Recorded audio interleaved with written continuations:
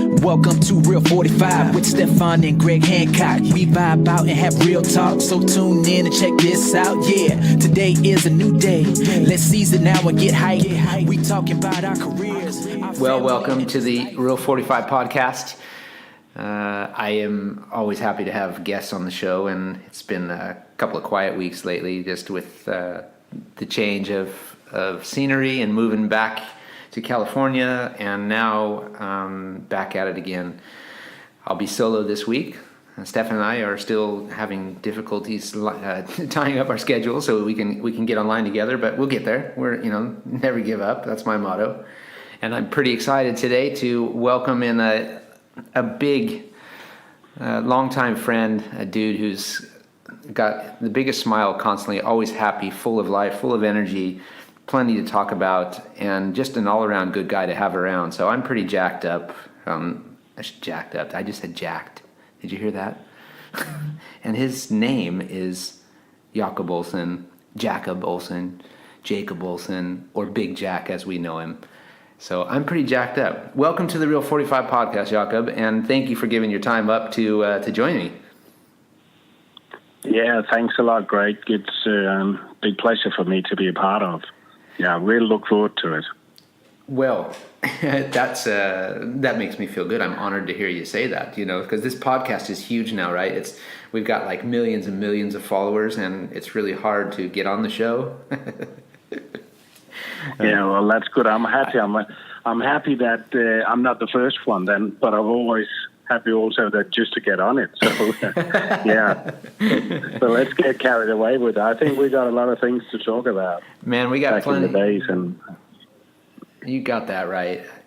We first of all, we've got a long distance discussion going here today. So Jacob's sitting in Denmark right now, and I'm sitting in California. So bear with us if there's a break in the line here a little bit, but it sounds perfect right now, so we're just going to roll. I want to go back because, again, Jacob, you and I have been friends more or less since, I can really say since you first started racing Speedway in England is when I first really met you. And what year would that have been? Oh, this is back in, must have been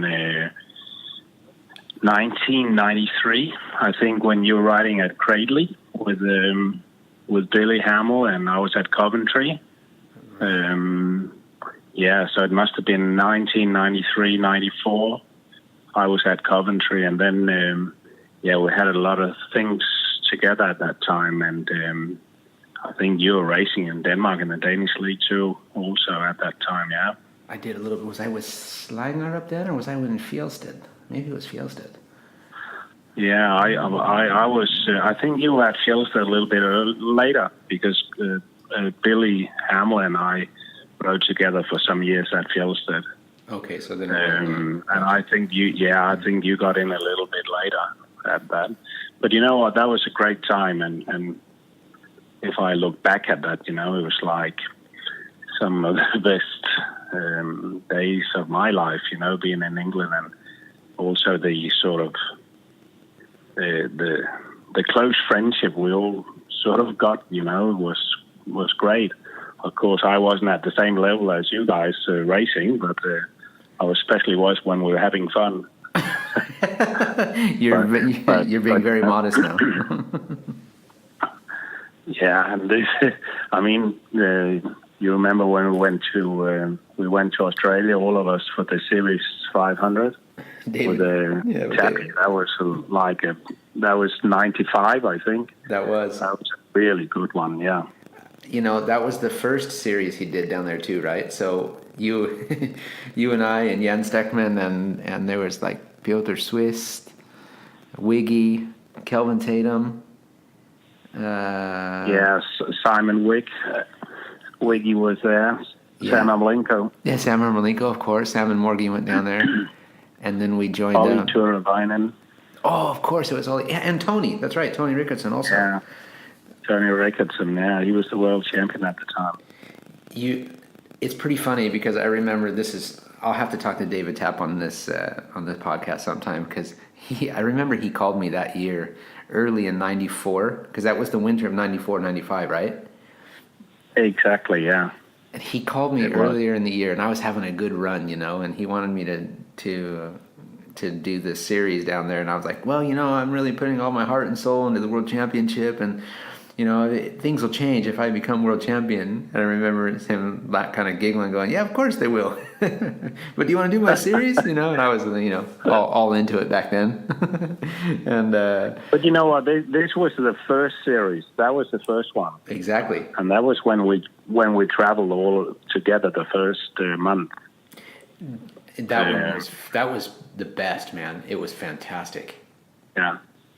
We were all driving in the cars together, and I remember we were traveling all over Western Australia and all that, and that's actually on that tour is when you and I had the little fight we put up. I've never signed so many autographs before in my whole life, and I've never been so hurt. You really, really hurt my pride, and oh man, I'm slowly getting over it. That's why I brought you on the podcast now, because I needed to get closure. But that story was fantastic, because I remember we went out for lunch. I probably remember it better than you do, because this was like a big day for me. We went out for I think we were at Melbourne at the old Olympic Stadium or something. Yeah, showground. Was it a showground, or maybe it was the Olympic Stadium? You could be right, or whatever they called it. Yeah. Sorry, Tappy.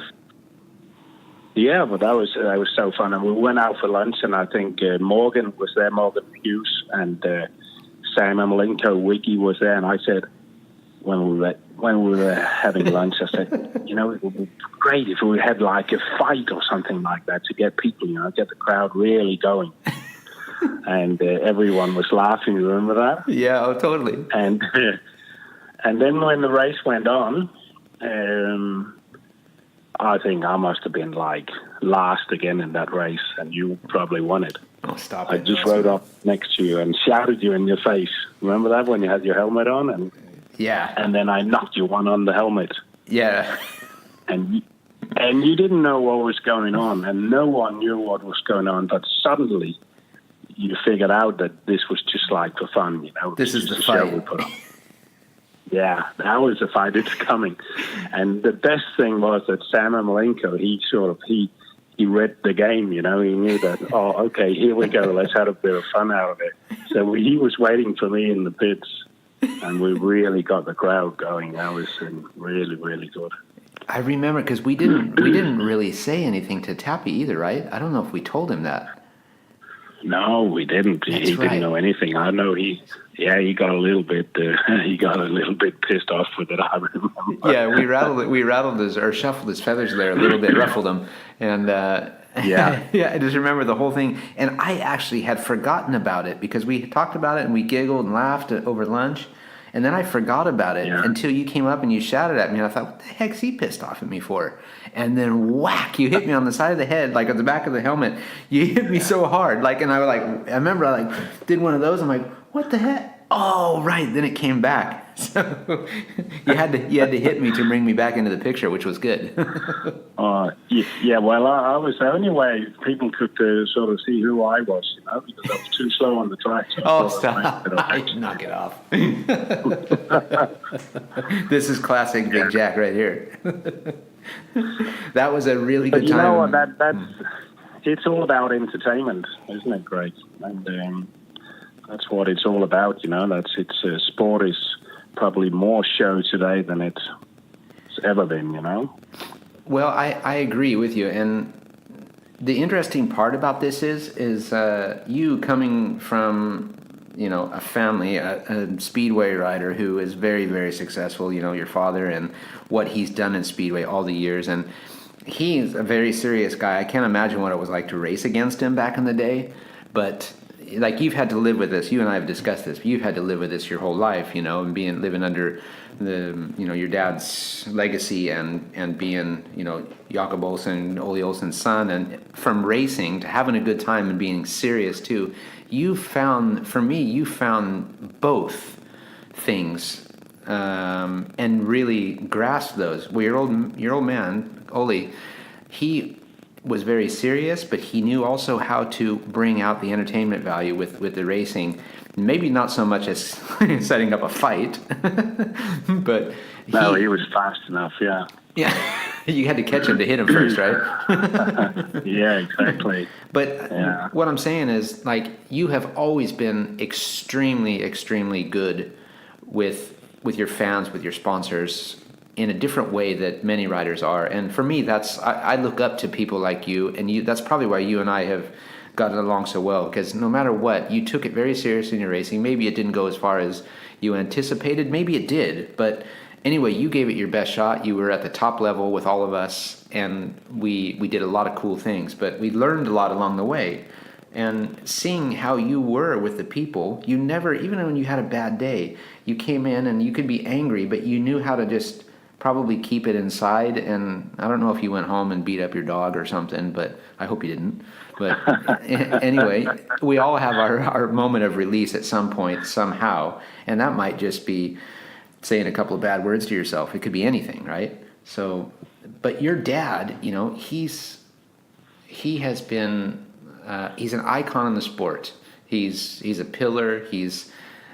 If without Ole Olsen, who knows if we would have any sort of a Grand Prix Speedway that we have today without your old man, you know? So he knows how to be a promoter. He knows how to bring the fans in. He knows how to make a great racetrack. He can do pretty much everything.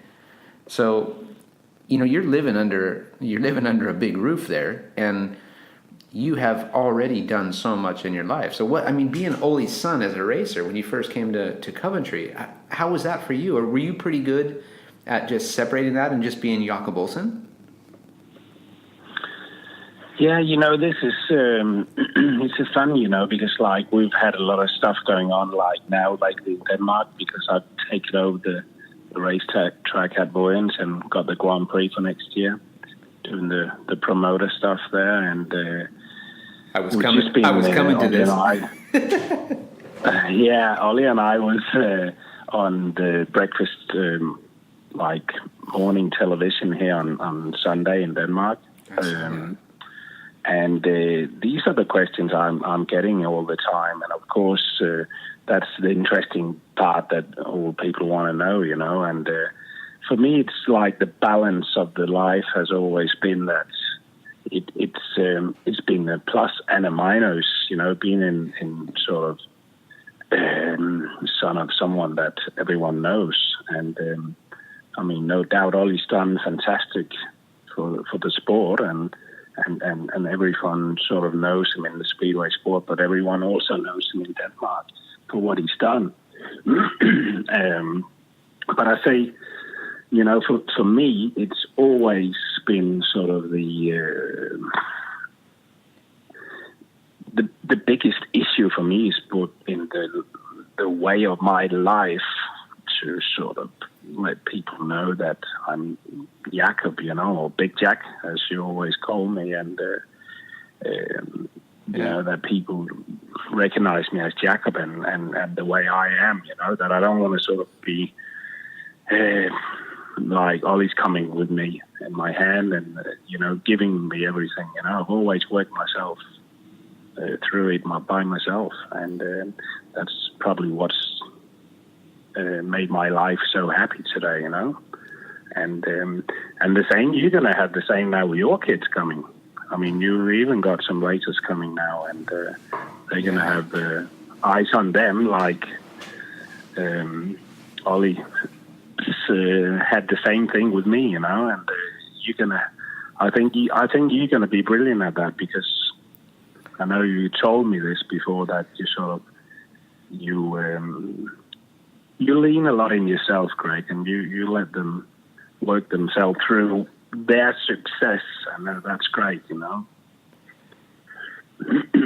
Well, you know, I've never looked at you more than Big Jack as I knew you, because knowing your dad has always been a hero to me too, and you know, I have so many memories of being a kid and that memorable race at Wembley with your dad and Bruce Pennell. So for me, it was like, man, this guy's a fierce rival. He's a little bit of everything, and to race at Vojens during those days, in the early days with the gold bar and then the golden hammer. The Gold bar. Gold bar. Sorry, I'm getting the golden hammer. The gold bar. Yeah. I'm sorry, Ole. But all these things, and then I met you, and you were Ole Olsen's son. But you and I, and that group, I shouldn't say just you and I, but the group of us that were at a young age at that period, and you're a lot younger than me, but you kept me even younger when we hung out. So I established, you were Big Jack. I didn't see you as Ole's son. And I still today, it's easy to classify you as Ole's son because your interest in the sport, involvement with Vojens now too, these kind of things are always going to be brought up, right? But you're so good at just displaying yourself as Big Jack, and I understand you have a lot of big plans ahead for other things. So the big goes with Big Jack. So you have big plans of your own, and I that's what I admire about you, And I found out about this through our buddy Gert Hansen about your moves, what was going on with Vojens before I heard it from anybody else. There's always whispers here and there, and Gert had mentioned you got to get in touch with Jacob. You got to hear what he's doing. He's got big plans. Wow, that's so cool. So, and I'm more shocked because I'm interested in your bicycle business and what you were doing there with Design Cykler and Finn, and I have lots of questions for you, but this is you, you're very innovative and you are different than your dad. So I hope that part of it, I don't think that ever bothers you. That's you can take that as part of the game. I'm going to be Ole's son forever, but I'm not Ole. I'm Jacob. I'm Big Jack. Exactly. Yeah. And I think that's this is all about that you can be proud of your father and your mom and your family, but you just want to do things for yourself in life where sort of people can say, he's a cool dude, as you say in the US, and that's what it's all about, but I just think, that, and I've always said, that we meet a lot of people, through life, and that's what gives you so much experience and life quality also. But you just meet some people on the way that are special for you, and in the sport I've had a lot of these. I can say there's been a lot of characters, you are one of them yourself, and Eric Gunderson, he's always been my number one. But then if I even look back, there are big names like Penn Hall, whatever, all the way down through.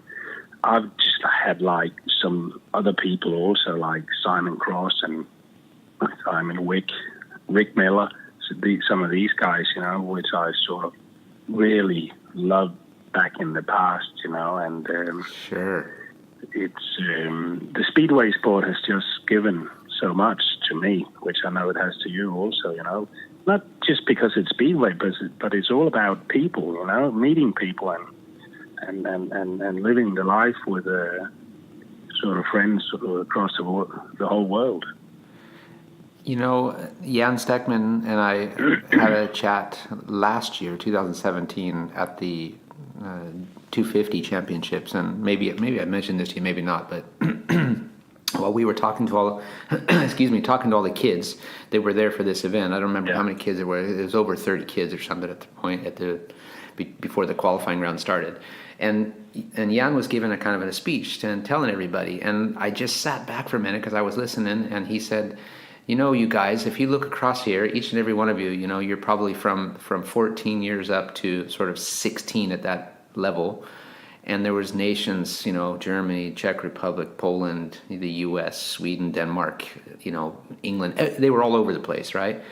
And he said, if you guys look across here, this is going to be a few good days of riding for you together with the way they do that youth program. I really, really am such a big fan of it. And I know it's changed a little bit, which disappoints me in one manner, but still, I love the fact that they bring everybody under one roof and they all get to know each other. They get to meet each other and hang out with each other for 3 or 4 days. And Jan said, you guys don't know this right now, but in 15 or 20 years' time, you are going to have friends all over the world, and these are all the people that are sitting in this room right now. And he says I'm a good representative for that, because I can tell you I'm sitting here with GregHancock and a couple of other people here too that I met these guys, 25, 30 years ago, and we're still friends. And now if I go to California, I know I can call and go say hi to Greg, or I can go to Australia and I can call and go say hi to Jason Crump or Lee Adams or Phil Crump or whoever's there, right? And what you're saying now, that's the thing. So you have a little bit different mentality than many. And I admire that. You're also the kind of guy that your dad has a status, so I would never walk up behind your dad and grab his ass, but I would walk up behind you and grab your ass. I have a little more respect for your dad, because he would probably look at me, and that's cool, because I still hold him as a, as like that's probably the generation also, Yeah, for sure. You don't think they grabbed each other's ass back in his day? Well, I think they did, but not. I don't think they let anyone else see it. I mean, you'll punch me on the track and not think twice. But the only problem, Greg, with all this is, that we've all got to learn so many people around the world, that we don't have time to see each other, and we don't have maybe that's why it's so interesting, because there's so much we want to talk about, when we got 5 minutes or 2 minutes or even only 30 seconds, because when you and I have run into each other, it's been like at a Grand Prix, and it's just not time, you there for business, and so have I been, and you can't just sort of, chat away, it's everyone's in focus about winning, and but we just know it. We all know it's there, and sort of giving each other a quick hug and carry on with it. And I think that's the interesting part about it, Yeah, you're so right there. And this is probably right now on this podcast, we're getting that time that we never ever get these days. And in one way, it's sad that it's sad because we've been friends for so long, and you just want to have, every time I see you, I just want to stop and grab a beer or a cup of coffee and sit down and just talk trash with you, or see what's happening and ask about your family and, people that we never really get a chance to hang out like that. But that's life, we're all busy. You know what, maybe I should have to make a multi-year Speedway festival at Vojens, for all Speedway riders to come down, like for two days with a bit of music and a nice wine. See, now you're talking. See that. This is the idea. I can see the innovative side of you and the inspirational side. You are a natural for that. And can you imagine the interest you could get out of that? And there would be, I see Bruce Penhall's commenting a lot on your some of the photos and stuff and things that have been going out too. And he's starting to get a feel, because he had a special place at Vojens too. He loved that track, and he loved your dad and all that stuff. So I don't think it would be hard to reel in a few people, past, present, and future, to get involved in something like that. So I'm in. I'll buy a ticket. Yeah. Let's go for it. Let's sort of see if we can get that running. Good That'd idea. be great stuff. Shoot. Yeah, that could be fantastic. But you won when you won the World Championship first time? Did you win? You won it. In Vojens. You were crowned at Vojens, weren't you? Yeah, I didn't win the meeting, but I won that night overall. Yeah, and Billy won the year before, yeah? That's right. So we all have something special with Vojens, and I think the fact that you are bringing, I want to come back to this with Vojens, but I have so many great memories, and if I look back on this and I think about memorable moments and the Intercontinental Finals that were there, and then Eric Gundersson's amazing win from Gate 4 in 1980, what was that? Was that 88? Yes. And I think about that, and I've had the opportunity to be in that position, maybe not to win, but in Gate 4 on a World Championship night, and it's been raining, and no matter what we were doing with our bike, I've tried to do something similar what Eric did, because I thought, I got one shot at this, and I got Gate 4. I can only do one thing, and I would make a similar setup from something that he had mentioned to me. And of course, I didn't make it work, but I tried. And you ever heard the story about what Eric did in the runoff with the hands? Yes. Have you ever been told that? Yes. I would like to hear it again. Can we bring it up in this? Yeah, well, that was fantastic, because they had to, at that time in the old days, you sort of went for the inside or the outside, and this was the World Championship, one race, 4 laps to see Hans Nielsen, Eric Gunsen, who's going to win it. I mean, and can you imagine sorry to interrupt, but can you imagine the tension in Denmark, the two of the best riders ever on the planet, going head to head, and there's a runoff and a toss of the coin? It was crazy, and it had rain all day, and then it had stopped, and then for the runoff it started raining again, and that was when he was smart, Eric, because he won the ballot, and then he just said, "Give me 5 minutes," and he walked away. He didn't even pick the gate. So he went out to the track to see how much is it raining, and he could see the rain's just coming down, and everyone would have taken the inside gate. But Eric could see, okay, I'm going to get a better run down to first corner if it's raining. And then he took gate 4 and he just smoked Hans. I love this. And knowing Eric, especially nowadays, knowing him how he is and the character, he's like the early day Jacob Olsen for me, He's a serious racer, but he likes to have fun when we're not racing and enjoy life. He was like the perfect mix for me. And to hear him tell that story, I love it. Well, you and Greg, you and Eric, Greg are so much like each other. It's he's just a Dane and you're American, and you got so much around you, both of you. It's and Eric's he's soft like you are, and he's just like he would do everything for anyone. And he just loves the sport like you do also. You two are so much like each other, so you can be proud of that. But that's not because you want to be like him. It's because that's the way you are, That's your personality and Eric's. Well, I do want to be like him. I always did, And then I was lucky or fortunate enough to get the chance to live with him, Billy and I, and then it was just like, I had to pinch myself every day when I woke up at his house because he was like you. Yeah. I looked up to him like your dad, but when I lived with him, I was like hanging out with you. So I was like the best of everything. I couldn't, you know that this guy is like your hero. He's so serious. He wants to win, but he's also the guy that's putting a beer on the table on a Friday night saying, let's just have one. And, not to be a drunk, but let's just have one beer and have it sit down and have a chat and relax and laugh and joke. And I'm thinking, did my ultimate hero, this guy who's supposed to be mentoring me, just offer me a beer? Yeah. So, but, that was it's a different game today, than it was later those days. But thinking about that, it's, I think it's, it doesn't matter if it's sport or business or, if it's your wife you're living together with, it's a combination of doing, to be serious and have your focus on exactly your goal where you want to go, but you also got to sort of relax and you've got to sort of let things be things, and sometimes just let things happen without thinking about it, and that's where I think Eric was fantastic because he could.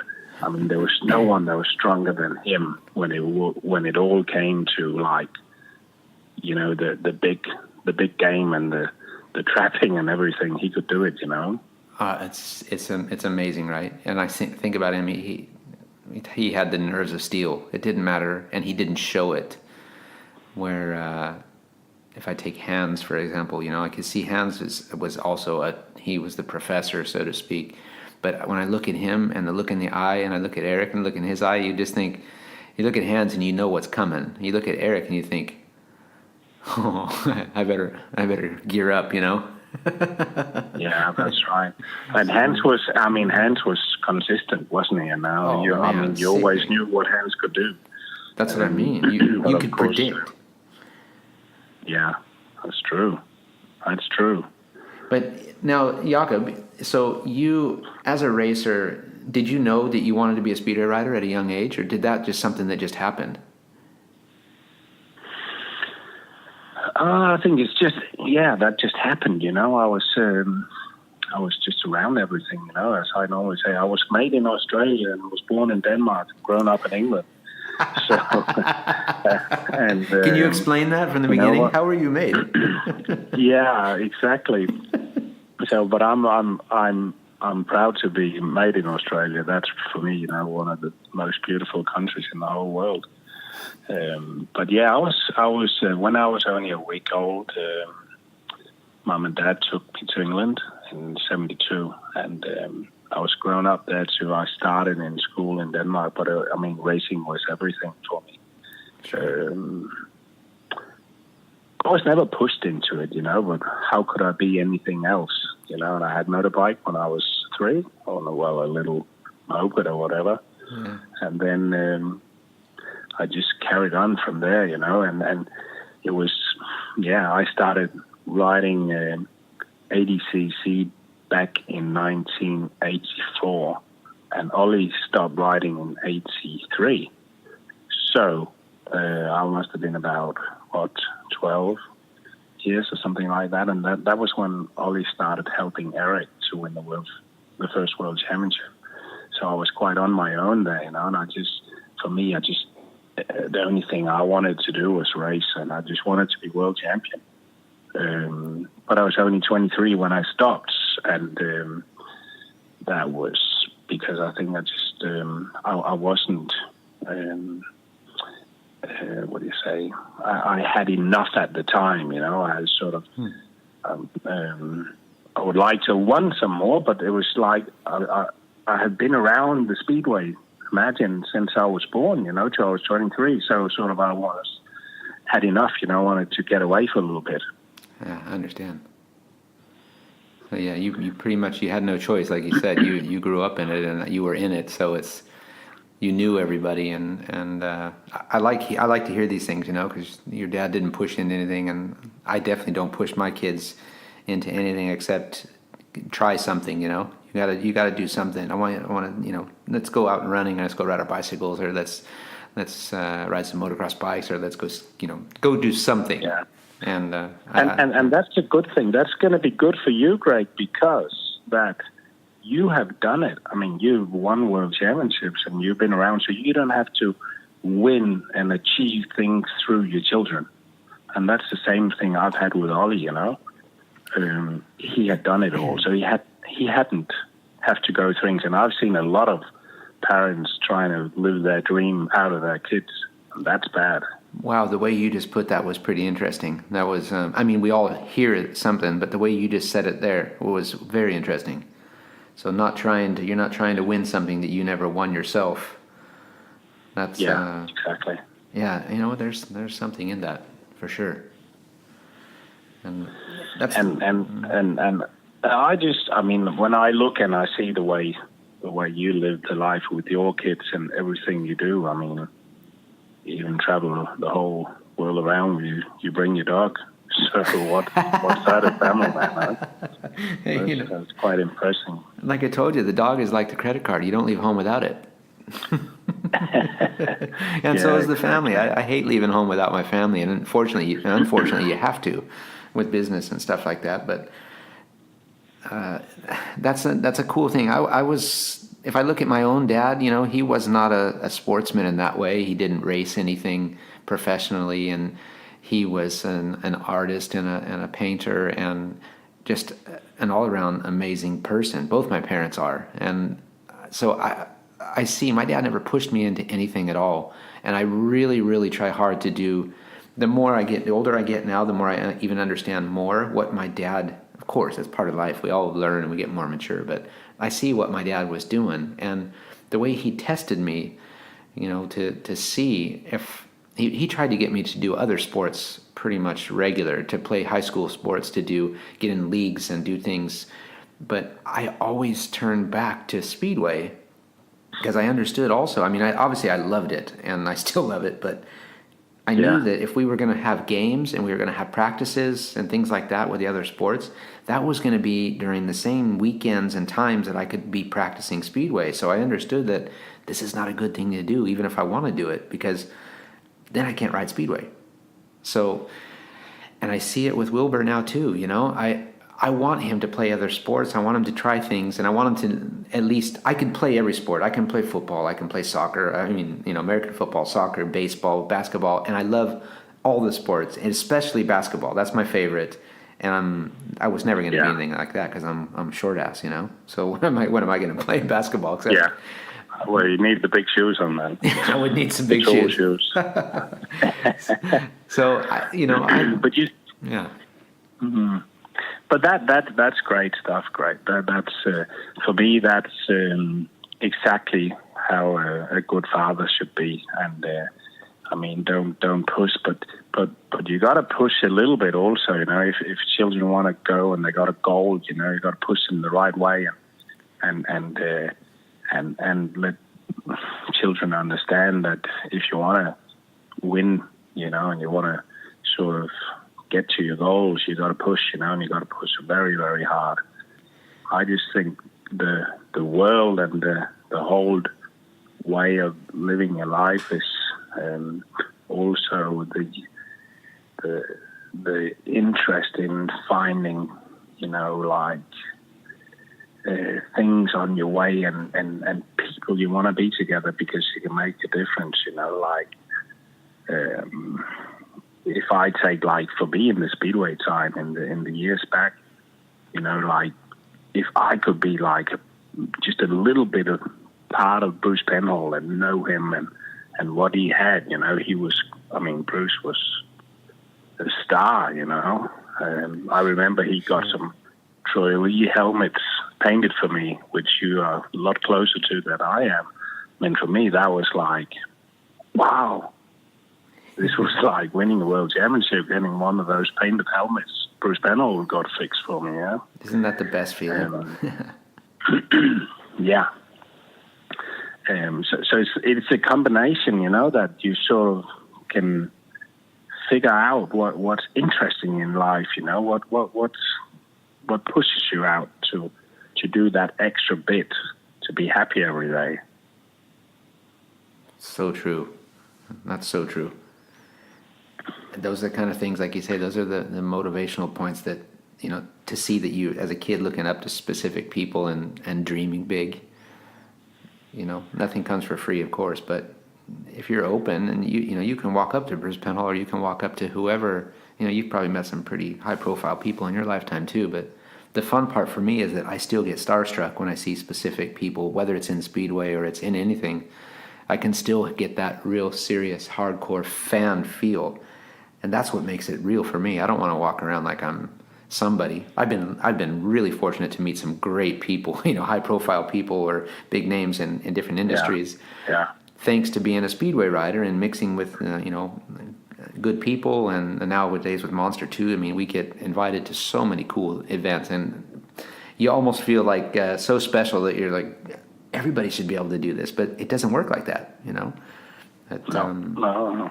But when you meet, you're right, and I sorry to interrupt you on that one, but I was listening to the one you laid on the one you've made on Thanksgiving, you know, where you really got me, you know, when you were telling the story about the way you were brought up with, like, your mom and dad always being sort of the way they've been and giving you the love and like all the whole family stuff you have.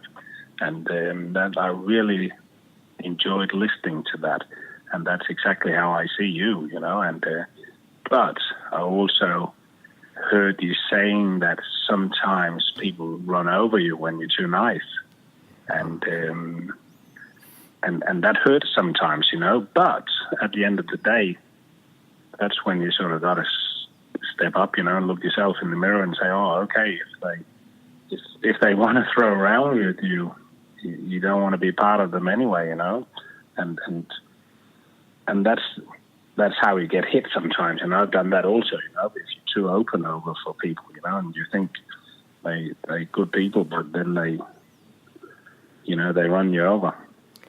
It's true, and it's happened numerous times in my life just by being a nice guy and just being who I am, and you get run over, and you think the first thing you get in your head is revenge, especially when you're younger. You think you just want to get revenge. Yeah. But in the end, Payback.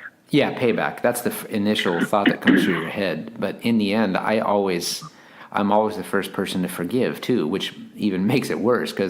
But then again, I just think, you know what? Why should I waste my time and energy at being angry at this person? I just will never put myself in that position again. But I can still get angry when I think about it. And my wife said something to me in the early days when we met is, whether, no matter what it is or what somebody says, it can be a family member, it can be a friend, it can be a sponsor, it can be a competitor, and you give something and you expect something to come back. And she always taught me to just don't expect anything to come back and everything will be fine. And and I remember that always sticks with me now. So that makes me think before I want to give the hand again. I'm a family man. You're a family man, and we haven't talked about your side of the family yet. But Jacob Olsen, would you've got a wife and you've got kids? Can you tell us about that? Yeah, it's family. Of course, is everything.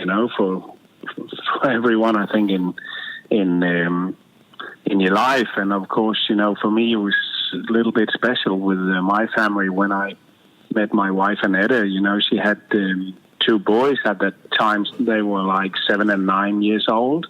All right. And and then I was lucky, to get my daughter, which is 15 now, Sarah. And that was your world changes when you have a little child. When you're walking home, from the hospital with a little baby is just fantastic. You start thinking different. So, yeah, that's definitely one of the biggest things for me ever in my life. When you were walking home from the hospital, did you suddenly start looking at every car that went by and you're like, gosh, that guy's driving too fast. He needs to slow down. Well, yeah, you're dead right. You're dead right. Yeah, because that is what happens, Then you start thinking about, put on your seatbelt, and when you're driving, you start thinking different, and that is weird, because how it is. We've been in the speedway sport, and there's a big risk every time we race and driving the cars, and flying around the world, but you just start thinking different when you get these children. Something happens in your head. And like you said there, it's like in an instant, overnight, you just suddenly, you're just, first you didn't have any time in the world. I don't have time for kids. And then suddenly you have all the time in the world. You're like, whatever I got to do for you, little creature. Yeah, that's so true, and when I look at you, Greg, you have this amazing family, and I said to you before, you even take your dog when you go traveling, you are a great family man, and it's so nice to see. And, I love to be around my family also, but of course it's, I've always said also that it's important to have a great family, and sometimes you don't have time to spend with them, but it's important when you have the time, that the minutes you spend with them is sort of in focus. And this is the very important bit of being together, that you're in focus when you're together with them. I've always thought. That's a good point, and it takes 2 to tango. You need a good partner too to make the whole thing work. So for me, like you, we're on the road a lot. Our minds are going 100 miles an hour, but without my wife, I wouldn't have as great a family as I have.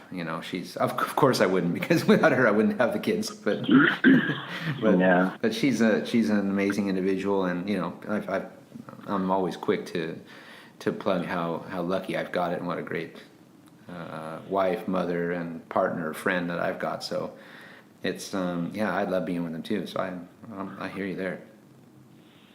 But I heard the podcast you made on the Thanksgivings, where you were talking about your family and your mum and dad, and you, which I hear you are very similar to, the personality you are. And sometimes that's a hard way when you're a nice guy like you are, you get run over. And I think I've tried that also in my life, when you sort of give your love to people and you're open and you want to give everything you have, because you believe the best in people. You get hurt sometimes, when you recognize or see that people don't treat you the right way, you get surprised what's really going on. I can only echo what you're saying there, and it's when you only look for the good in people, that's when you got to be careful, because they grasp that and they'll use it for what they can, and it happens. Like I said, it happens every day. So you just have to be. You kind of figure it out after a while. And the look in the eye, the first impression, and stuff like that. But I still try to see the good in people, and even though I might see that this isn't a good person for me, or maybe this person is just going to try to use me, I'll never let that happen. But I'll still let them know that you're a good guy. Yeah, well, you did right. But it's all about. Sometimes you figure out you've been in the wrong place. It's the wrong people you met.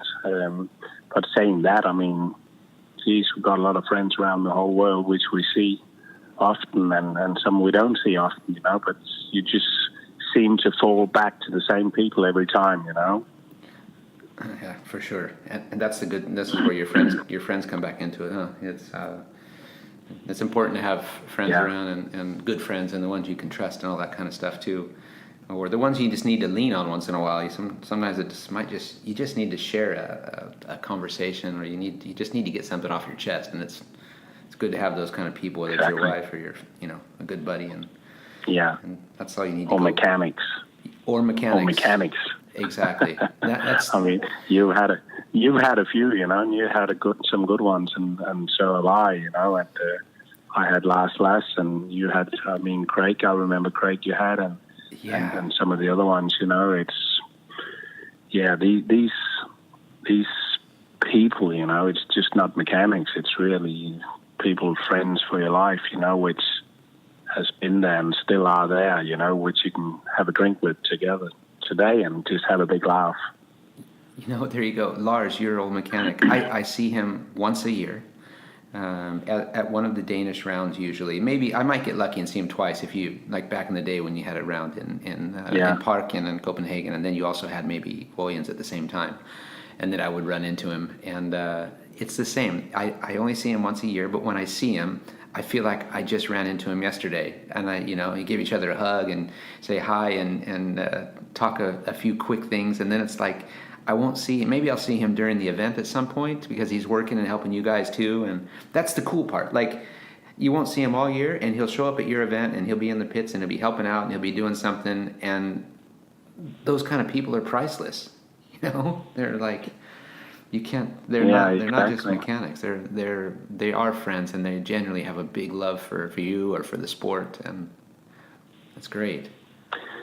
Yeah, and I think all the time we're back to sort of what we come from and what we have been given, from the sport. That and out of that, it's the people around the sport and all the things that's happened, and given us. So the big relationship and the big family is always there, and it's a special feeling in this game. Probably other people have it the same way in their sports, but we have a lot with the speedway sport, definitely. We do it, and I get giggles in the head now too, because you're mentioning like Craig and Roger, the Swedish, my Swedish buddy and good friend too. Those two guys I had a really long period together with, and obviously Craig more than Roger because I was in England all the time, but Roger and Craig were with me with my first world championship, and Craig and I it was like Craig was a little bit older than me too, and he lived in the Midlands there, but he taught me so much, and the laughs You know, the laughs that we had in the car. Yeah. You spend a lot of time in the car, you know, and there was never a dull moment. If he didn't have a talk radio on or some news channel when we're driving across Europe, and I'd be asleep in the back, and all I could hear is talk radio going all the time. I would have the music blasting, right, if I was driving. But no, Greg had talk radio on, and I would hear him talking to himself, like hearing some news that he disagreed with, and bloody hell, I know, come on, this is ridiculous, you know. And I remember we'd get up, and I'd wake up and ask him about it, you know, and we'd start laughing, and then he'd elaborate about it, But you know, you know what? He is definitely one of the best guys ever in the speedway sport. You know, because you can really feel him. You know, he's a fantastic guy, and he's so funny to be around. You know, and you know what? I think he was a big part of your success also, because you know he gets your mindset ready also. You know, gets it right. And gets people to relax also, you know, so you can have a bit of fun, and then you can step up in gear when you need to. So true. Yeah, very, very cool guy.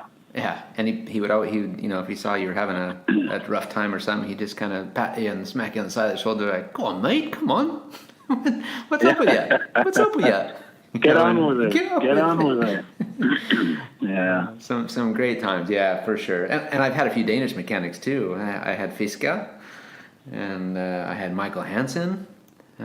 You had Michael also, yeah. Eric Gunnarsson's old mechanic. Yeah, I was lucky there because living with Eric, we had the benefit of, it was like a bonus, you know. We lived with Eric and we got Michael. And exactly. And he actually ended up working for me for part of a season too, and you know, we maintain, maybe the contact is very few and far between these days, but you still every once in a while ham around. Brett will drop a message on Facebook. The beauty of social media these days, you're never far away, are you? So them and Craig living in Spain now, you know, it's so amazing. It's, you can go on and on and on forever, but I want to stay here with Big Jack and your plans. So, dude, I'm hearing a lot of good things, a lot of big things. You know, the rumors have started. You've started them. Yeah. The son of Ole. Well, you're moving on. What's going on now? I hear you're coming into Vojens and your new business venture and Speed One Way. Can you tell me? Yeah, that's true. You know, it's been a big decision for me. You know, I've been away from the sport, not 100%, but I've been sort of full-time away for 14 years nearly now, and I've been in the bicycle business, selling bikes, and I had a partnership with Finn Jensen, my old friend, and who I'm very grateful. I decided to, but I made a decision, you know, a year ago that time was in now, you know, to take over the Speedway track at Vojens. Mm-hmm. And the timing was ready, you know. Ollie is 72 now, and Dad is sort of getting there that he's ready to give, you know, the thing over to me so I can take over 100%.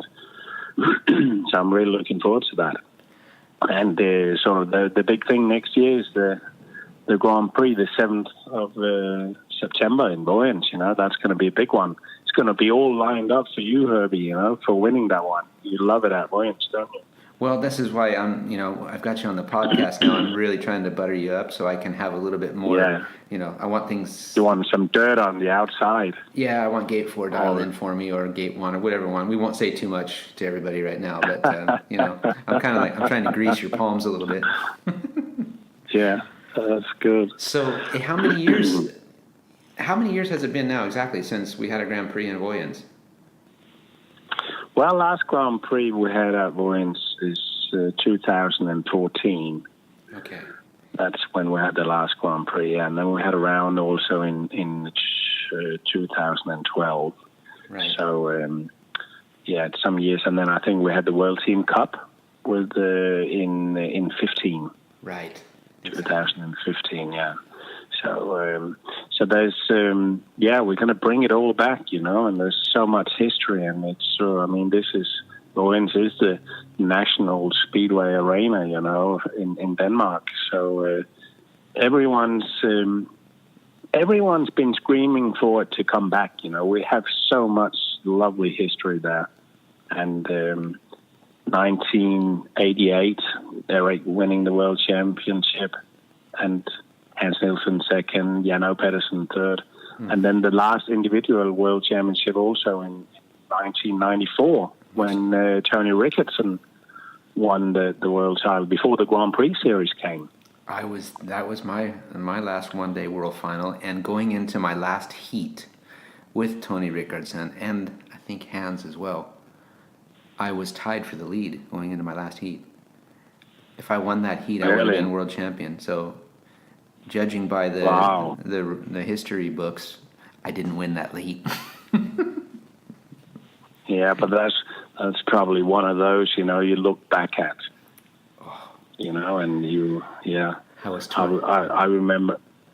This is what I love about the racing and all these stories, that I remember Ollie, always my dad saying to me that even Ivan Major back in the days, that he used to say to me, if I in 1975 or what it was, I would have won that world championship if I wouldn't have had new gloves on, because I couldn't I couldn't pop out of the start because I had new gloves on. So never used new gloves. So you wouldn't have won the world championship. And these are the stories that are just fantastic. I love that. So it was all in the gloves, those damn gloves. Yeah. Yeah. So this winners. Yeah. That, when I look back on that one too, and it was myself and I think Craig Boyce and I, we were ripping that night, both of us, and that's what it was. It was he and I and Tony Ricketson in our last heat, I believe, and Tony ended up winning the heat. I think Craig was second and I was third, if I got it right. I could be wrong, but anyway, I think you're right. Because I think they had a runoff, didn't they? I even think Boise was in a runoff. There were 3 in a runoff for the championship. You're right. Is that true? Yeah, I think you're right. Exactly. Because Tony was 1 point behind us, and he ended up tying with those Maybe two. Hans Nielsen also, or it was Tony, Hans, and Craig Boyce. If we'll have to look back over this, but it's something to that nature. And I ended up fourth. Yeah, it was raining. Yes. Yeah. Can you believe that? Yeah. So you were fourth. Yeah, just missed the pitch, as we say. Exactly. So I was number 4 in the first year of the Grand Prix. Wow. But you came after it, man. Yeah, and then 95 was so fun, the first year of the Grand Prix, which your dad, we're talking about the history books, and we're talking about what your dad did for the sport, and he basically introduced the Grand Prix back. That's 1995, and I remember the launch and what they did, and I remember going to the offices with BSI as that started to progress too, and listening to what they were going to do, and John Postlethwaite. Yeah, and I remember this one when we went to their offices in London, and they invited all the riders to come there, and whoever wanted to show up, right?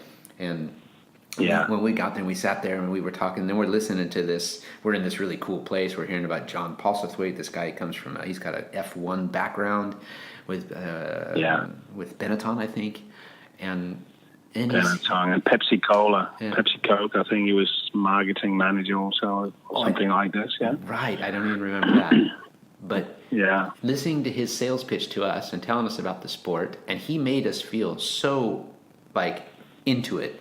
This is badass right here. Here we go. Now we're talking. And one thing he said in his interview there to all of us is he says, "Listen, this is Speedway. We're going to have cameras everywhere. We want to know everything about what's going on. We want to know what you guys are up to, what's going on here, what's going on there. We want to know who's fucking who." Yeah. And but that's true. But he had bigger ambitions, and he did it good. John was fantastic because. Absolutely. What you say with the cameras and onboard cameras, and there's so many good things he put into it. And I remember once, my dad coming home saying, and then he says, "You know what? Now we're going to have Speedway at these stadiums. I'm going to start building the tracks." Wow. And this was what John said. We want to make Grand Prix at stadiums, football stadiums, and Ollie just said, yes, let's do it. But they just believed they could do it, you know. They didn't do a bad job. Well, they definitely had some hard time, didn't they? I mean, even you tried them all, you know, and to if you look back at it, some of them really were tough, weren't they? I remember at Berlin. Do you remember that one? Yeah, I was just going to say Berlin. Oh, my God. Wow, that's probably the worst one, you know? I'll never forget that. I mean, the riders we were just going, no way, we can't do this. This is crazy. And it's raining, and the starting line, the grooves were so deep at the starting line that it was going all the way down past their boards. And I think we were touching the pitch of the running track. That's true. And we're just going, it was so rough. And I remember all of us just going, we can't do this. This is a world championship. And we're just going, no. And suddenly the 2 minutes goes on. And everybody just puts their helmet on and goes out. There was no if, and, or but. And that was that memorable moment when Nicky was leading and Tony picked up a loaded grip, right? In the middle of the second corner or something. Yeah. And just drilled him. And they ended up head over heels, both of them. And Tony got excluded, of course.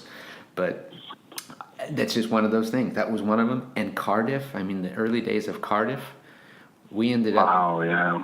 I had some good runs at Cardiff, and I loved it when it was rough because not everybody could ride it, you know? And I grew up riding deep tracks and rough, and they were kind of small. And I just remember, I made a lot of mistakes, but I was quick to correct them, and we ended up building a special bike just for Cardiff. We built special frame. Really? Yeah, we ended up building a special frame, and I had a special motor that Bill Nilsson had built me too from Sweden.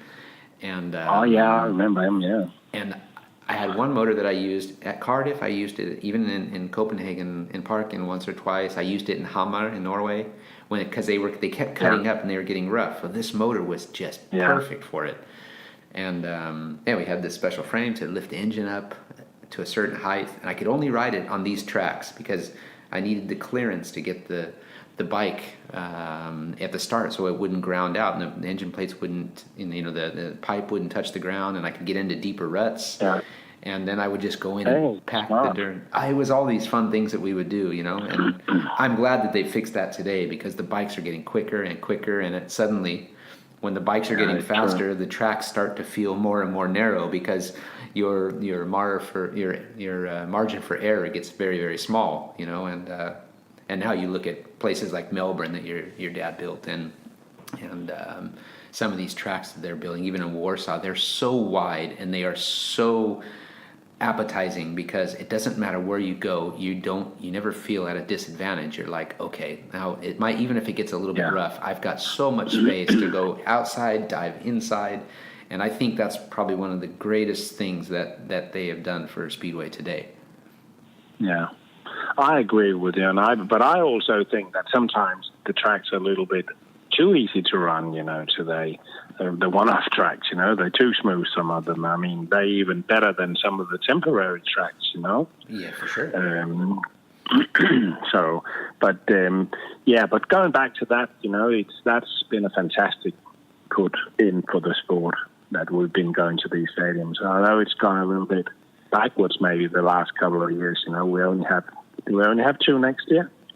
Yeah, unbelievable. Cardiff and Warsaw, Well, I hope that's not the end of, I hope this is just the beginning of something else. But, like you say, it's gone a little bit backwards, and your father has been the innovator, and now you're taking over the reins, and you're going to take over and do new things and create new deals. So are you bringing back the one-day world final? Yeah, that would be lovely to do, and I think we should have it at Vojens the first maybe 2 or 3 years. I'll be happy to do that. Let's do it. Yeah. No, I don't. I think the one-off World Championship was fantastic, where everyone remembers that. But to be honest, for the sport and the setup today is the ride with the Grand Prix series is very, very good. But saying that, there's still a lot of things that can come into the sport and be better. I've sort of worked now with the TV2 in Denmark doing the Super League and sort of pushed on that we need to get some more cameras in the pits. We got to get sort of interviews with the riders like we had in the old days and like this late 70s, 80s in England with Gary Newborn doing interviews with the riders. I mean, this is what I remember, and this is what we got to get on TV. We have the best sport to show on TV, the best motorsport, without a doubt. It's so much action, and we can bring the cameras and get the fantastic interviews with the boys in the pits. Gert Hansen was telling me too about over the last couple of years with the stuff you guys have been doing with the Danish finals and stuff, and he said you should see they got a camera in the pits that just comes up and sticks the microphone right in the rider's face when he's still got his helmet on. Yeah, we have two cameras, mate. Oh. 2 cameras in the pits and 2 reporters. Oh, you know what? As a rider, I mean, sometimes that would make you just like, if you had a rough heat, you just want to say what you got to say, but they can bleep it out, right? Yeah. But yeah, I know. Yeah, I mean, it gets a little bit close sometimes, and it gets a little bit too close. But saying that, it's sometimes you have these interviews at the scoreboard or backdrops or whatever. That's they.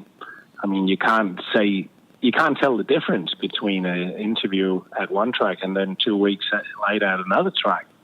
I think it's good to get these, like with you having your helmet under your arm, walking to the bike in Cardiff, coming down the tunnel or coming up the tunnel and jumping on the bikes with your mechanic, and then they put the mic in your face and say, okay, you're ready for heat number 12, you're on the outside.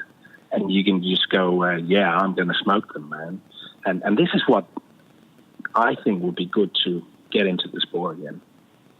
That's a good point, and when I looked at other sports, and whether it's Supercross or it's NASCAR or it's Formula One or Rallycross, they do that kind of stuff too, right? And that's the kind of stuff you want to see.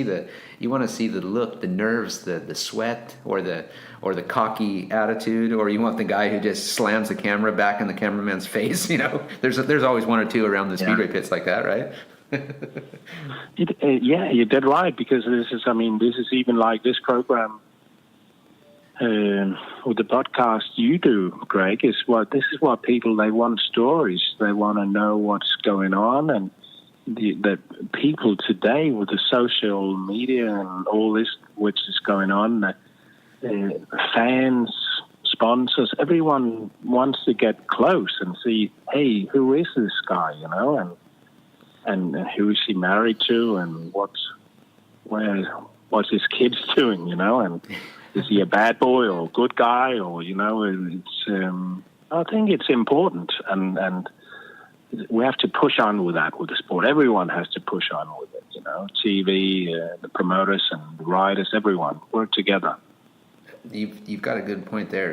It's this kind of stuff is crucial, and it's what the people of today need, and to keep their attention and their focus. Like you say, Speedway's made for TV, right? It's an incredible sport, and everything's quick. You get a new winner every sort of 5 or 6 minutes, and it's intense. And to have this kind of stuff, it's only, these days we have rules and regulations and stuff like that we've got to follow, and we can do this or we can't do that, and you want to say something, and sometimes you say it, and you might get, a penalty for it, and that's the hard part. But I guess that's everywhere. However, it's... Oh, yeah. Well, I agree with that. So, of course, there should be penalties if you do something. You don't want it swearing on the TV or people knocking each other around. But, of course, you got to have a bit of action, You got to be able to say... that when you're frustrated and all this, this is part of the game, Definitely, Greg. No doubt. You gotta be able to say something, otherwise it's going to be too boring. It's pretty true, I've been in specific circumstances, and when the cameras are around, everything is watched. So even if you so much as say something, you've got to be careful. And it feels like sometimes we got to talk like football players and cover our mouth, so you don't see what you're saying and things like that. But if you think twice and you think you just want to like go up and get in somebody's face, and then the cameras are on you, and then there's a penalty, and there's there's this and that. So you've got to be on your best behavior constantly, which it's sport, right? Yeah. But like you said, it is. I don't know. It is sport, but it's also a show, and I believe also that we got to think that every time you're on, every time you interview, every time you even go into a service station, you got to think that you want to do something for the sport, and you want to get more people to watch it and go and see it and get more sponsors involved. And you can only do that in a good way, and that's to behave right and be smart what you're saying, but also, be a little bit different at times. Yeah. Well, that's cool. And I mean, you do. Everybody's their own individual, so you can never predict. You got the sort of so-called nice guy like me, then you got the bad boy that everybody considers Nicky, and it's like these guys. You got to admire somebody like Nicky, for instance. I mean, he's a guru of the media. He's so good. Sometimes you might disagree with some of the stuff that he does and he says, but he's in the media, and he's, whether it's his racing, something happens on the track, or it's something in his private life, it's love him or hate him. The dude is, he has done, you got to respect him, I respect him crazy as an athlete and a competitor. I wouldn't always agree with the stuff that he does, but I'm sure he doesn't agree with the stuff I do too. Or the stuff I don't do. Yeah.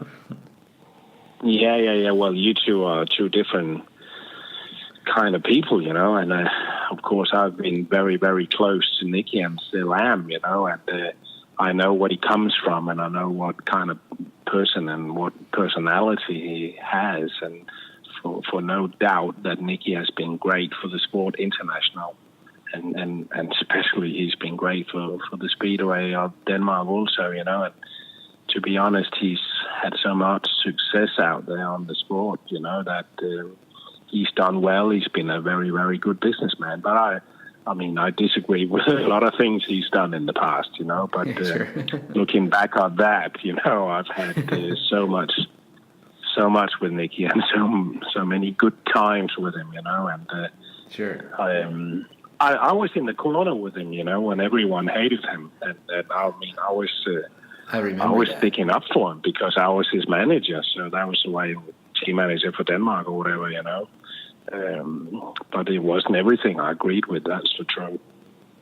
Interesting. Did everybody hate you too then? Yeah. No, but like you said, when you're in a team with a guy, no matter what, you're there for him. So you got his back and you got to support him, and again, the guy he does things, he's, as a racer, as an athlete or a competitor, I have so much respect for him because he doesn't give a damn, I'm coming here to win. I don't give a crap what you say or how you think. I'm going to do it like this. I'm going to do it my way, and if something goes wrong, I'll deal with it. I don't intend to hurt people or whatever, but sometimes the adrenaline and the kick can get the better of a rider, and of course it gets the better of Nicky from time to time. But when he's at his best, he's making starts, and all you see is his ass, and you're like, Jesus. And well, he's always had, Nicky, that he would, nearly kill his grandmom to become world champion. He's just been so desperate for it, and you just got to take your hat off for that. It's really, he's gone through a lot of things, So is that why his grandma's protected by the Secret Service now? Yeah, that's right. But you know what? It's so funny, because he's of course a little bit younger than you are, but you and him have been around for so many years too. It's fine. You had wars, but I respect so much, Greg, that you say that you respect Nicky for what he's done, because he's done a lot for the sport, and we don't want to forget that. And I know dead sure that he definitely thinks that you are one of the most respected guys in the Grand Prix series, no doubt. Well, like you said, he's still a racer, and again, I disagree with a lot of things that he does, but that's if everybody was like him or everybody was like me, the sport maybe the sport would be more exciting for everyone if it were all like Nicky, you know. But if you're all like me, it would probably get boring after a while. Like, oh, there's another nice guy. Look. Yeah, but it's fun. There's got to be different people. Yeah, for sure. Speaking of that, I mean, like Denmark has had such a killer run of riders from dating way back, and I mean, the '80s was intense, and then into the '90s was amazing too, and then things come and go. I mean, Nicky has shined for so many years, and he's still the face for Danish Speedway, you know. And it must be really hard because you've got, you know, if you look at the Speedway of Nations or the World Cup or even the Grand Prix, to get new blood and to get somebody who can be alongside Nicky, it's not tough just to be another Danish rider. You look at Niels Christian Iversen. The guy's got like 6 or 7 Danish titles now. Yeah, seven in a row. Yeah, a great rider, a good guy all around, works hard. You know, maybe sometimes he probably has to work harder than others, but he's not the media guy that Nicky is. And when you think of Danish riders, everybody goes Nicky. And you feel like poor Niels or Jebsen Jensen or Leon Madsen. I mean, the same. The things you got to do to get your face in the media, and then Nicky just walks up and stands next to you, and then all the cameras turn to him. That's right. And that I mean, of course, you know, he has won world championships. The other guys haven't, but of course, he also has so much around him. You know, and there's so much glamour around him. You know that. Pushes him through at times, but I think for Danish Speedway that we also need to get a game change soon, you know, because we have good riders that can step up, but they also have to step up now and sort of get in there because we're not that far away, but just got to work very hard on it to get back to the success we had in the 80s and the success Nicky has had, you know, and I cross my fingers for that. The boys are going to push forward in the next couple of years. Do you, I mean, looking at it like that, I mean, there are a lot of young Danes coming up, you know. You have guys that are youngsters that are very well established already. Jebsen Jensen, I consider him a youngster still, although he's been around for some years, so he's pretty well established. And then you get Mikkelsen, has really been showing, you know, he shows a lot of signs here and there, and then, you know, we all have our turbulent times, but that's what makes you stronger and better. And then you've got like this Fredrik Jakobsen coming up too. I mean, there some of these guys or is it Mads Hansen too? I raced against him late in the year in Poland, and I was so impressed. 17 years old, and you know, I've known his dad for years in Denmark, and always said hello. Yeah. And now when I watched him on the track and raced with him, and I'm like, he's quite tall as well. And even Frederick, you know, these guys are quite tall, but they ride so sleek and so nice on the bike. I mean, you say it like that, but I mean, these dudes, they must want a place in the Danish team, right? We have good riders, you know, and I even believe that we have Iversen in the Grand Prix next year, and Leon Madsen, which has done really, really good last year or the last couple of years. And I think they have the possibility to win the World Championship. But of course, it really, I mean, you know everything about it, what it costs to get there, you know, and you got to have a bit of luck also. But saying that, on the youngsters you're saying here in the names, it's all to build up what you have around you. You know, you gotta be so smart. You gotta have a happy relationship with either your girlfriend or wife or whatever. Everything's just gotta work. You know, your mechanics. You gotta eat right. You gotta make sure you're fit and all these things. Sponsor-wise and traveling and economy. It's all that makes a world champion. And then you got to get your mindset ready in your head every day and every second to become a world champion. You've got a really good point there. And, you know, the world team, if you think about a World Cup or World Team Cup, and the Speedway of Nations these days is really cool. It's awesome. I dig I think you and I talked about this off the recording too, about the World Team Cup And I'm a Yeah. big fan of the World Team Cup and a team. Whether it was the last year's, and the World Cup, it's been a team of 4 or 5 guys, and I would like to see it back to like 6-man teams, for instance, and 2 riders from each nation in every heat. So it's more of a pairs in every heat, and makes it a little bit more interesting, where you're trying to maximize your points to get your teammate there with you all the time. And for me, that's like the old test match series. I think they were so cool. Yeah. And there's a I'm sure I'm sure there's a format that could be done like that. And there is. For sure. And I remember fighting for. But I agree. I agree with you. I agree so much with you on that, because looking at developing good world-class riders, young people get better when they are in the present, when they race against the top boys. And if you have Mikkel Mikkelsen racing against you at some meetings, that's what makes him smart, and that's what makes him better, And the World Team Cup, like in the past, has done so much for every nation, because everyone has to be hungry, and have the will to have their national, flag on their stomach when they're racing. I feel the same, like you're saying there. For me, it was, I really wanted to place in the American team from an early stage of my career, and started racing in Europe. And I remember that Billy Hamill got a shot at the World Cup, the World Team Cup team, back in like 1990, I think it was, in his first year, 90 or 90, no, it was 91 maybe, and he got a shot at the World Team Cup team, and I was like, it was so demanding, whether you were injured or you just haven't come up to speed, but you had Samar Malenko and the Moran brothers and Rick Miller and Ronnie Corey, Bobby Ott.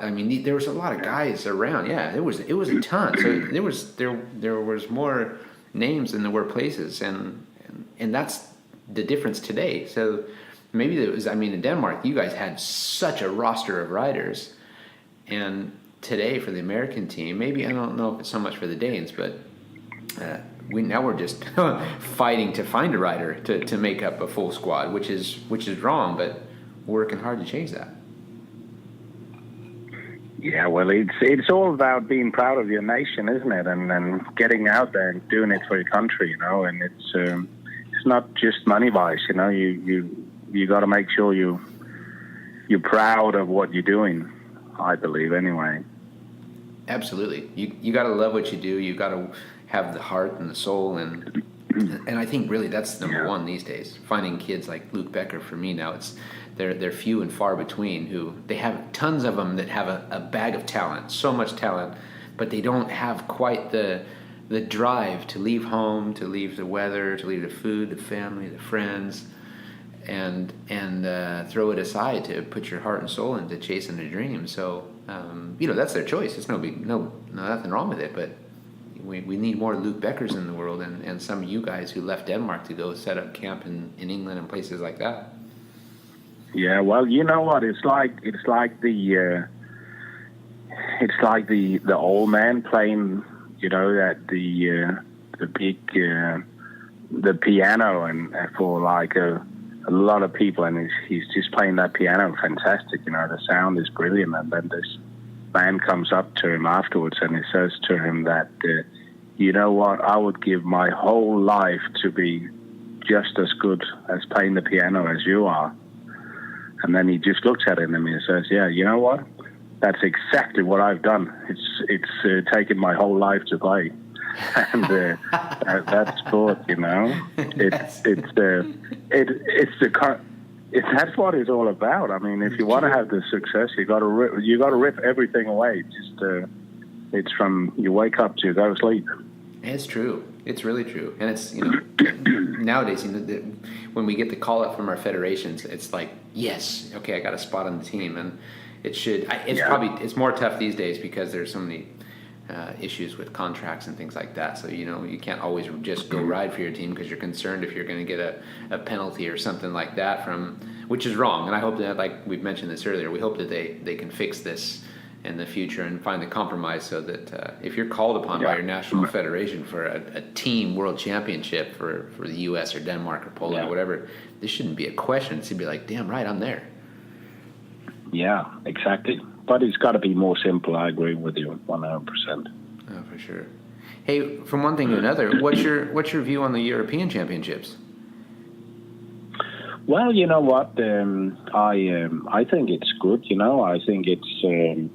I think it's very important that we have different parts of venues.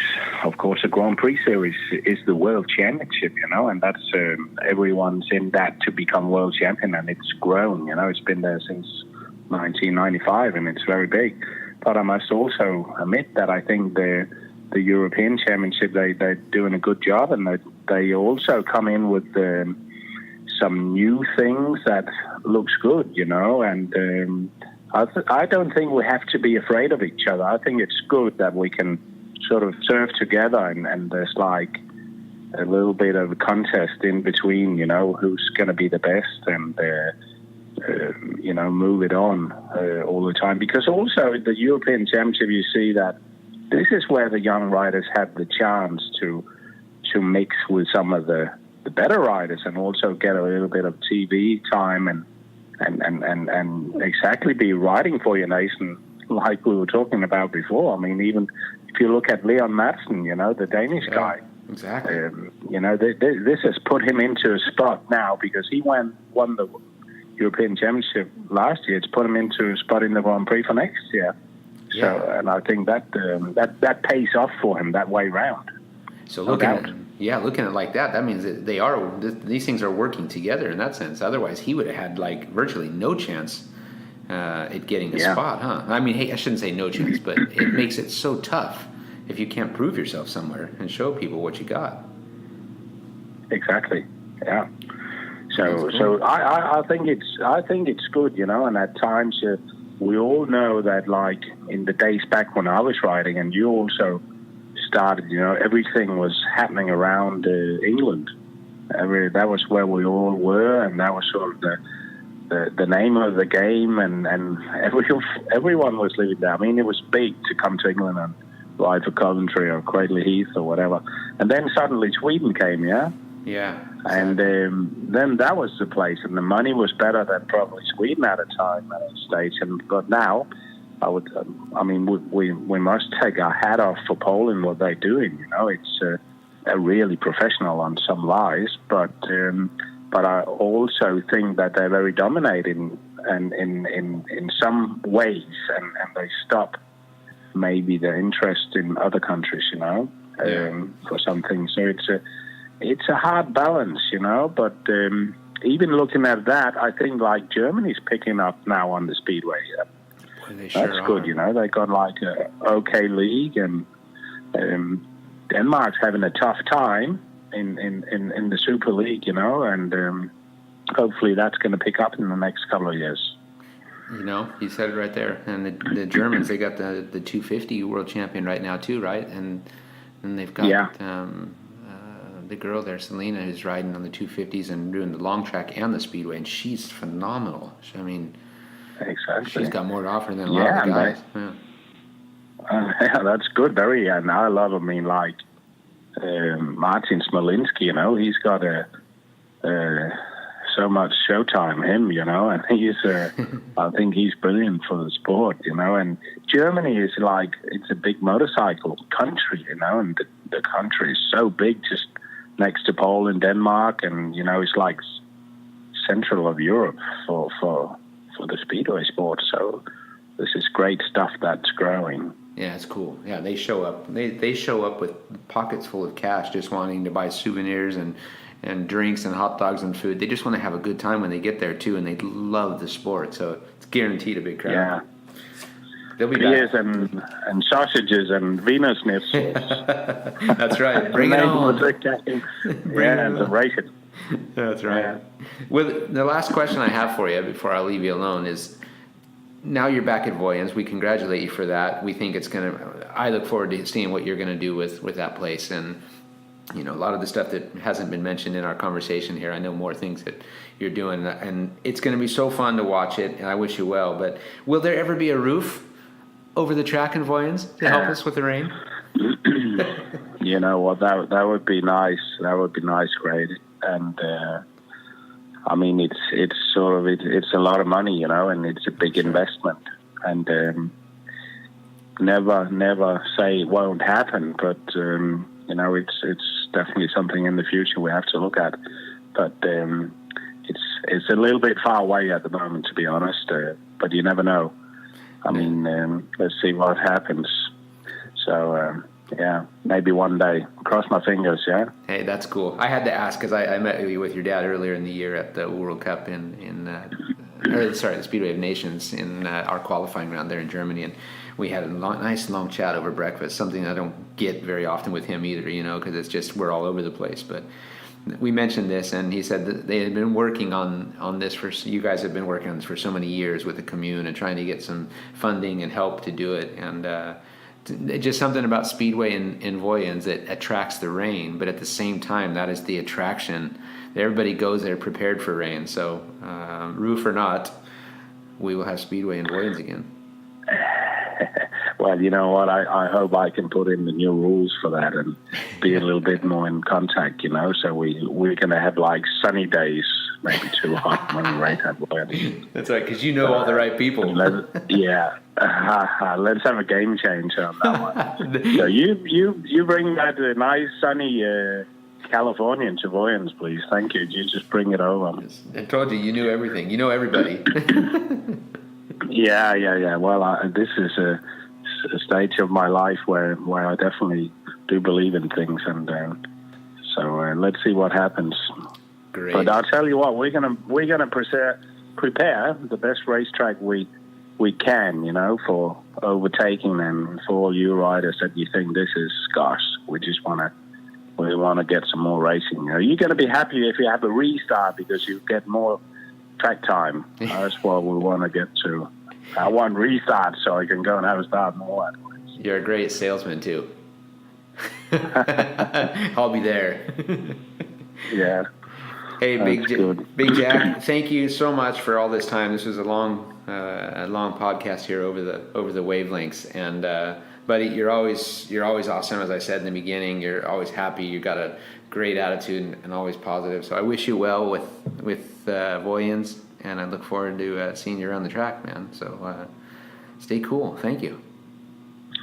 Yeah, thank you, Greg. It's been a pleasure, you know, and I hope that we can get time one day to have a barbecue here at my place and have a beer or whatever. So, yeah, it's been a pleasure to be on, and I want to wish you also the best of luck for the next season. Thank you, man. And you got a deal on that barbecue. It sounds great. Okay, you take care and see you soon, yeah? Will do, buddy. Take it easy. See you, Jacob. Okay, thank you. See ya. 45 with Stefan and Greg Hancock. We vibe out and have real talk, so tune in and check this out. Yeah, today is a new day. Let's seize it now and get hype. We talking about our careers, our family, and just life. Yeah, share my story with you. Inspiration like every day. Real 45, we gon' keep it live. I keep episodes on replay. Ayy, Real 45. Yeah, Real 45. Show them how we do it, man. Yeah.